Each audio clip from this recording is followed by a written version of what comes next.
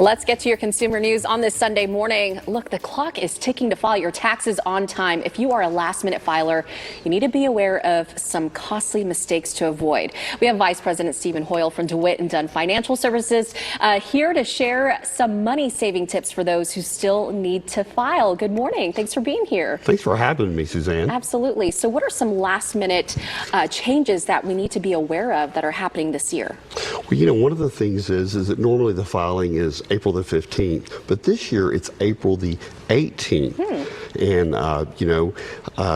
a lot of tax filers have gotten used to the pandemic where we extended the filing date way out, but this year it's happening on time. And it's really important that if you can't get ready by then, that you file an extension by that date. It's so important. Okay, and so that was going to be my next question. If they can't meet that deadline, you want to file that extension, right? Absolutely. It's so important to file an extension. You know, you can always go to our website, DeWittandDunn.com, and we have that form there, and you can print it off and fill it out. But even though you need to file by then or file an extension, it's important to pay your best estimate or what you think you owe by that time, because if not, you can be hitting with lots of fees. Gotcha. Okay, so that really is one of the biggest changes this year. It's not the 15th, it's on the 18th this year, which I believe is a Tuesday. Any other changes folks can expect this year as they file taxes? Absolutely. You know, this year, because of the really large inflation we're experiencing, then all of a sudden the single filer standard deduction will be $12,590, and the joint will be $25,900 is the straight deduction that you'll get.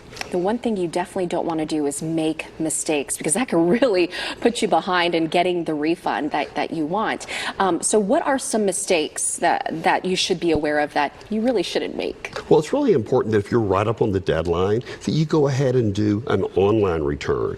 Because, when you do a paper return, it's such a high chance for mistakes. Those, doing it online kind of does all the calculations for you. And if you make a mistake, it's really, you're a lot lot more likely to get a manual audit, which is, it's all in the details so much, Suzanne. Yeah, no, that totally makes sense. So what can people do to set themselves up for success as they head into this tax season? I think it's so important to think about taxes all year long. It's not a one-day thing. Right. So if you have to rush and file this year and do that, start thinking about what you can do next year. Filers can make a contribution still up until this filing date in April to their IRA, make a Roth IRA contribution, and really set themselves up for their financial future down the road. That's what it's about.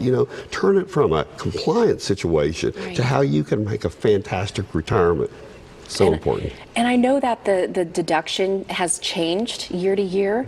For more information on that, and for additional information on just the tax season, where can folks go to? Well, they can go to the IRS Gov website and find that. And it's just, there's so much online information, but I think it's also important to use a professional if you can, and really good tax advice. And then start planning for the future. That's what it's all about. Suzanne, I've been doing this 33 years, and I've watched people that really take advantage of the tax deductions and the opportunities with 401ks, IRAs, Roth IRAs, really can end up when they get ready to retire with a fantastic retirement and do everything they want to do in retirement. All right. Well, thank you so much for all the tips. We definitely need that. Very helpful as we head into tax day. Thanks so much for joining us. We'll be right back with more news. Thank you.